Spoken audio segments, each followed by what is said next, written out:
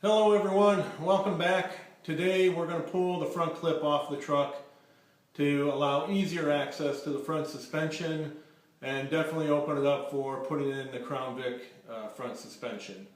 I'm also going to put a quick picture up of the Mercury as it was being towed away. Its last goodbye. A couple people asked me if I had any photos of it when we were all done with it. So I only have one, and I'm going to post that up right here now.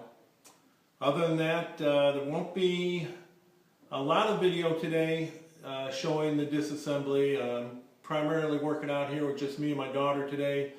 So nobody really to run the camera, and I don't know how long it's going to take or how much cussing there's going to be involved. So I don't think you guys want to see that. So stick around and we'll finish up in a short bit. Thanks for stopping by.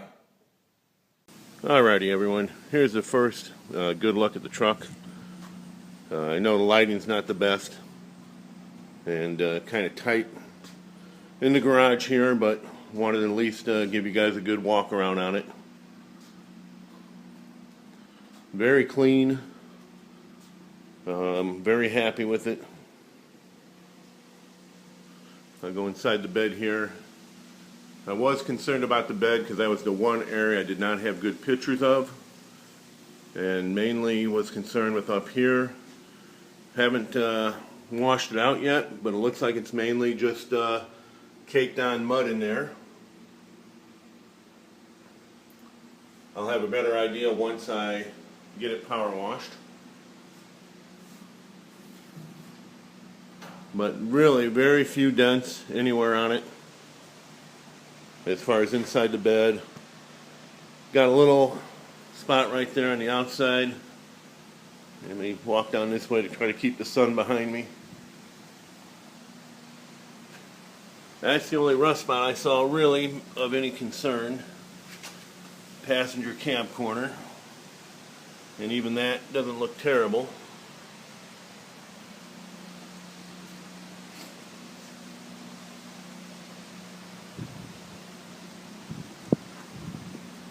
But overall, very pleased with it. And I'll give you a quick shot of the interior here.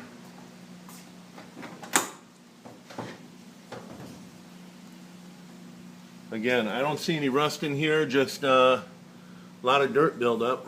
And although the floor might have a spot right there, it does look like a rust hole there, but once I get this mat picked up and out of here, I'll have a better idea. Got the front end off today. I'm going to show you where all those bolts were. That's the only bad spot really on the body. Passenger side cab corner. The rest of it looks really good.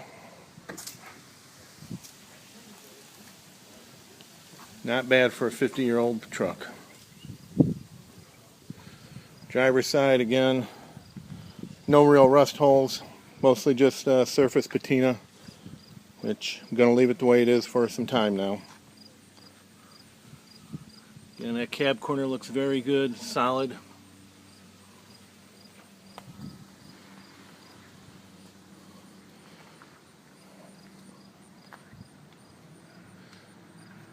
Body mounts are good, other than the floorboard inside.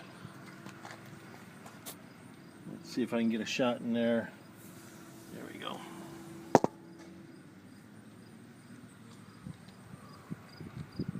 My other clothes dirty.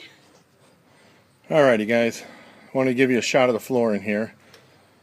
Driver's side's the worst. You're definitely going to need a patch panel there. The rest of it's not too bad. Mostly surface rust, and passenger floor. Got a hole right over there next to the body mount. So I'm going to end up doing floor pans on both sides. But overall, I think it looks okay in here.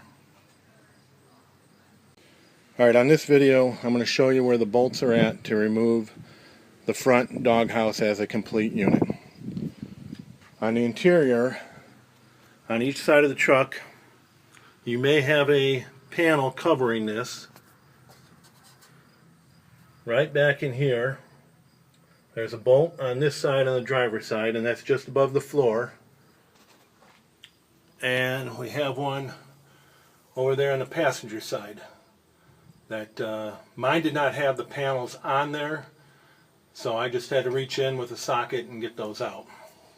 Those are the two hidden ones inside. Then on the front fenders, from behind, you have this one here, and you'd come in from behind with a ratchet to get that out. One on each side.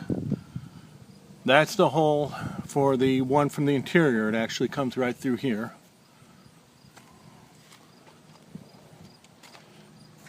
Then on each side you've got this strap going into the inner fender wells, holding that on. And up from the wheel well was a bolt right there on each side going in, and I got that from inside from the tire area. And then on the core support there was one right here and one over on this side also, holding on the front core support. I took my battery tray off right there just to make it easier to get to this side. The ones with that carpet type material holding it on. And then over on the passenger side, again from the inner fender well, was this one here. This is the one that came through the body mount, or through the interior, I'm sorry. And then the lower one down here. And these are held on with those fender nut clips. This one did break on me, but by putting some pressure on the fender with the screwdriver, I was able to get enough pressure on that clip so I could unscrew the bolt. I want to give you a quick shot of those fender clips I was talking about. There's one there, and this was the lower one that broke on me. But I was able to put some pressure on that fender by pulling it out and turn the ratchet, and was able to get that thing out. Okay, just a couple last things I want to mention. These are the carpet type things that were going to the inner fender wells. And then this is the emergency brake cable, which is also bolted to the one inner fender well. So you do have to remove those. And also the headlight wiring harness, which unplugged from right up here, and I had a clip right down here also. So once you get all that disconnected, it did take 3 of us to lift this thing up high enough to clear the shock towers and get it off, but it came off fairly easy. I'm pretty happy with how easy it came off. Good luck with yours. Let me add one more thing. It did take 3 people to lift this thing off of the truck and get it out of here. The biggest problem was getting it over the 2 shock towers right there.